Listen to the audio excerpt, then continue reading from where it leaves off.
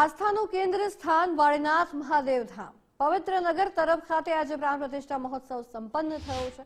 7 દિવસ દરમિયાન 20 લાખથી વધુ શ્રદ્ધાળુઓ તરફ પધાર્યા। તરફ વાળીનાથ ધામના મહંત જયરામગીરી બાપુએ આભાર માન્યો। નામી અનામી લોકોએ ખૂબ સારો સહયોગ આપ્યો તેવું જયરામગીરી બાપુએ કહ્યું। તમામ લોકોની મહેનતથી આ પ્રસંગ સુખ શાંતિથી સંપન્ન થયો છે। દેશના યશસ્વી વડાપ્રધાનના હસ્તે વાળીનાથ ભગવાનની પૂજા થઈ છે। તરફ વાળીનાથ ધામ ખાતે યોજાયેલ 26 થી 22 તારીખ દરમિયાન યોજાયેલો જે પ્રોગ્રામ છે એની અંદર મોટી સંખ્યામાં એટલે 20 લાખથી વધુ સંખ્યામાં ભક્તોએ મહાદેવના દર્શન કર્યા। આપણી સાથે મહંત જે છે જયરામગીરી બાપુની સાથે બાપુ 16 થી 22 તારીખ દરમિયાન આ પ્રોગ્રામ યોજાયો તો કેવો સમગ્ર આયોજન રહ્યું અને કેવો આનંદ લોકોએ વ્યક્ત કર્યો અને આપણું જે ભાનું સ્વપ્ન છે પૂરું થયું આજે?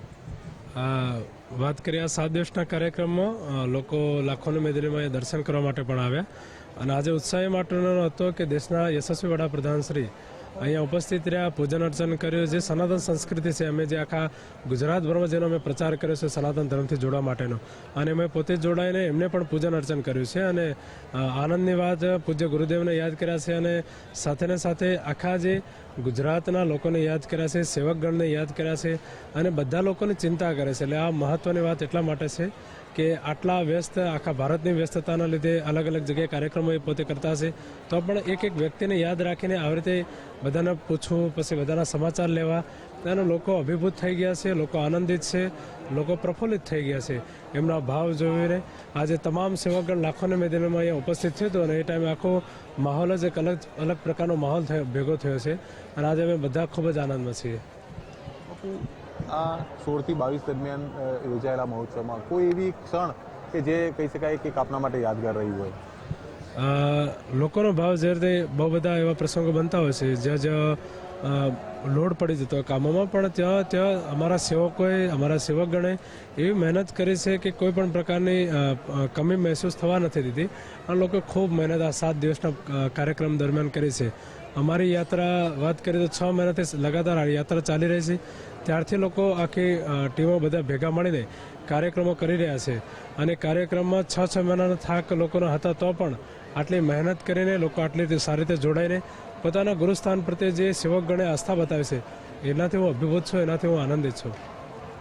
તો આ મહંત કે જેવો કહી શકાય કે જે લોકોએ દાનનો સરવાણી વહાવી છે, સાથે સાથે જે સેવા આપી છે, તમામ સેવકો જે છે એમનો પણ આભાર માની રહ્યા છે અને સુખરૂપ રીતે જે તમામ દિવસો જે છે દરમિયાન પૂર્ણ થયું છે એના કારણે બાપુ જે છે પણ ખુશ છે। ત્યારે 22 તારીખે કહી શકાય વડાપ્રધાન શ્રી નરેન્દ્રભાઈ મોદી આવી અને જે સમગ્ર જે સ્થાપના શિવલિંગની કરી છે એમાં હાજરી આપતા બાપુ અતિ આનંદ વ્યક્ત કરી રહ્યા છે અને સમગ્ર આયોજન છે સુખરૂપ રીતે સંપન્ન થયું છે।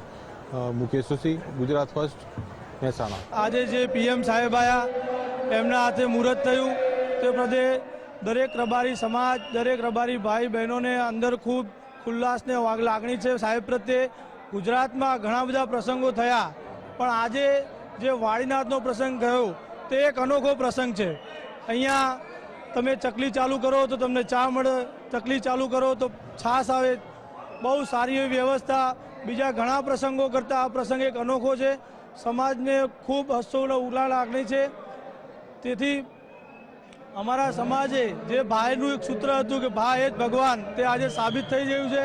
જયરામગીરી બાપુએ જે કીધું હતું કે ના ભૂતો ના ભવિષ્ય, તે પ્રોગ્રામ આજે સાબિત થઈ ગયો છે। તરફ વાળીનાથ ધામ ખાતે યોજાયેલ 16 થી 22 તારીખ દરમિયાનના પ્રોગ્રામની અંદર આજે વડાપ્રધાન નરેન્દ્રભાઈ મોદીના હસ્તે મહાશિવલિંગનું જે છે ખાસ જે છે આજે પ્રતિષ્ઠા જે છે કરવામાં આવી છે। શાસ્ત્રોક્ત વિધિ વિધાન મુજબ નરેન્દ્રભાઈ મોદી દ્વારા જે વિદ્વાન પંડિતોની હાજરીમાં અને જે જયરામગીરી બાપુ છે એમની હાજરીમાં ખાસ આ શિવાલય એટલે કે કહી શકાય કે સોમનાથ પછી થોડું નાનું કહી શકાય એ પ્રકારનું શિવાલય જે છે એનું સ્થાપના ખાસ જે કરી છે। ખૂબ જ આહલાદક લાગતું આ શિવાલય જે છે તે ગુજરાતની અંદર ખાસ વાત કરીએ તો ગુજરાત સહિત 4 ધામ અને જે 12 જ્યોતિર્લિંગ છે ત્યાં પણ ખાસ પરિભ્રમણ કરીને આવેલું આ શિવલિંગ જે છે જેના કારણે એમાં અનેરી જે કહી શકાય ઉર્જા જે છે ખાસ અંદર સંપન્ન થયેલી છે। આપ જોઈ શકો છો કે આજે મોટી સંખ્યામાં ભક્તો જે છે ખાસ વાળીનાથ મહાદેવના દર્શન માટે અહીંયા ખાસ ઉમટી પડ્યા છે। લાંબી લાઈનો જે છે